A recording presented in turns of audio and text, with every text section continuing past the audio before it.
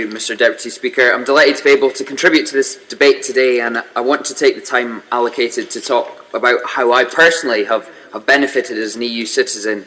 It won't be some of the big issues that other people have talked about, and I agree with the member for Lewisham West and Penge when he said that it can get a bit theological, so I'm going to try and keep it personal and points that affect me. Mr. Deputy Speaker, you may be a bit too far away to see, but I've got a scar on my chin here.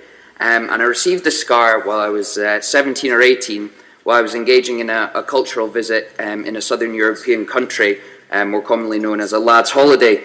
Unfortunately, halfway through this trip, I partook in one too many libations and ended up in a fight with the pavement. It's safe to say the pavement won, and I had to engage the local medical services. Now, being that I was younger than I am now, I didn't have any travel insurance. However, the whole process at the hospital was made incredibly easy by the fact that I was carrying a European health insurance card in my wallet.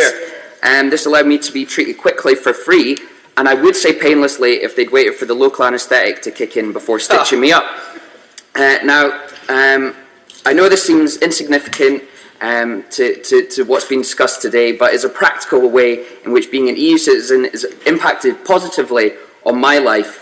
And I'm sure it's an experience that has been shared by many other people my age.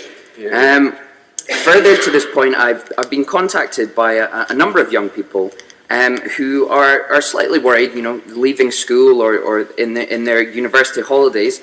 They're worried that an EU exit, a Brexit, might mean that they won't have the opportunity to jet off easily to Magaluf or Zante for the aforementioned holiday. Will they have to go through the hassle of getting visas for a week or two of sun, sea, and other things?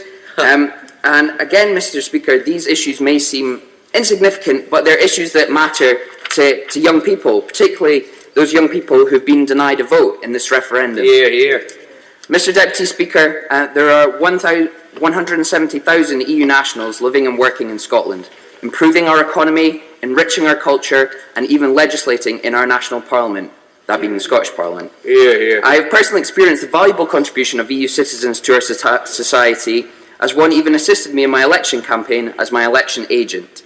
It's also because of this I recognise the very real concerns that have been expressed to me by constituents who are EU citizens about what will happen to them, their jobs, their family and their lives should the UK leave the EU. They have also expressed their frustration that they will not be able to vote in this referendum. Mr. Deputy Speaker, a large number of my constituents are farmers. The European Common Agricultural Policy provides vital funding for them. It helps farmers and landowners to maintain farming and forestry in vulnerable areas and provides competitive support to enable a wide range of agri-environmental, food, rural and community activities across Scotland.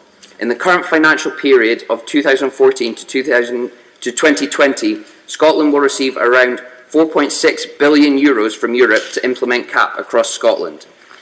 Mr. Deputy Speaker, farmers depend on our membership of the EU to survive and thrive. Not only are these the people who produce our food and look after our land, they are the lifeblood of our rural communities. To put at risk the substantial investment Europe makes in our farmers through CAP would be to rip the heart right out of rural Scotland. Absolutely. Many members have talked about where they would like to see the EU doing less. I would like to talk about one issue where I'd like to see the EU doing more. And it's on a practical basis. I'd like to see a single digital market where customers have the ability to buy and then use digital content across borders. And why is this, Mr. Deputy Speaker? I want to watch Netflix abroad.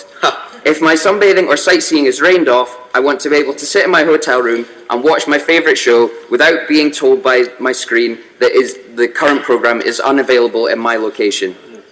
And so, Mr. Speaker, in my brief time, I've spoke about why the EU is important to me as an EU citizen. Not big issues, not theology, but just one based on self-interest, which I'm sure will have convinced some of the members opposite.